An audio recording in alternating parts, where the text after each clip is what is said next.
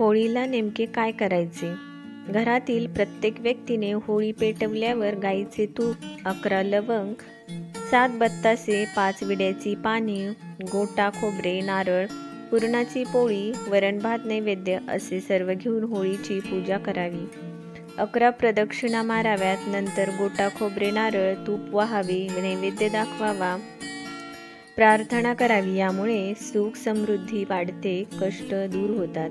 होळीच्या दिवशी काळ्या कपड्यात मुठभर काळे तीळ घेऊन ते आपल्या खिशात ठेवावेत व रात्री होळीत प्रवाहित करावेत. त्रास निघून जातो. 7 गोमती चक्र घेऊन प्रार्थना करा की शत्रू माझ्या जीवनात कोणतीही बाधा टाकू नये, माझी मनातील सर्व कामे व्यवस्थित होऊ दे असे म्हणून होळीत टाकावीत. होळीच्या दुसऱ्या दिवशी होळीची राख घरी आणून त्यात थोडेसे मीठ व राई मिक्स करून घरात व जवळ ठेवावी. त्यामुळे भूतप्रेत, नजर दोष, करणी दोष होत नाही.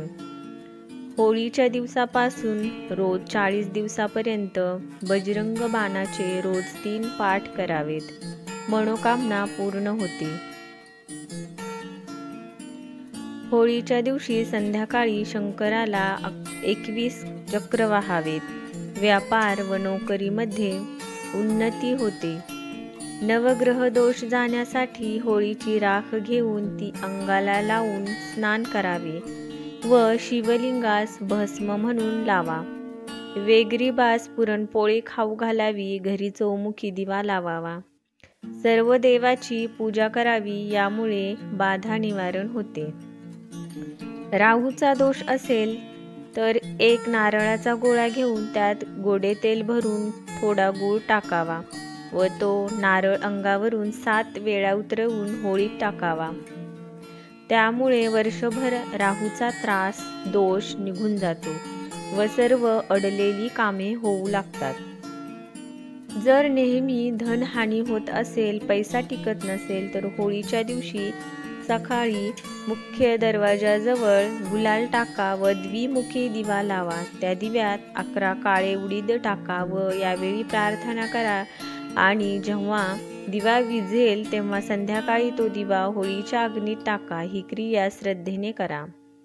दुर्घटना, संकटे फार येत असतील तर होळीच्या दिवशी 5 लाल गुंजा, 5 काळ्या गुंजा व 1 नारळ घेऊन होळीला 11 प्रदक्षिणा माराव्यात व नंतर या सर्व गुंजा व नारळ होळीला पाठ दाखवून डोक्यावरून होळीत टाकाव्यात.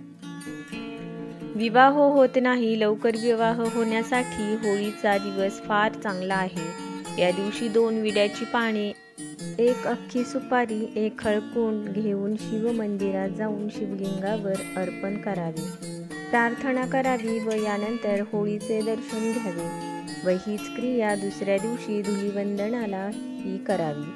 ते रोज रंगपंचमीपर्यंत करावे. लवकरच विवाह योग येतील. धन्यवाद.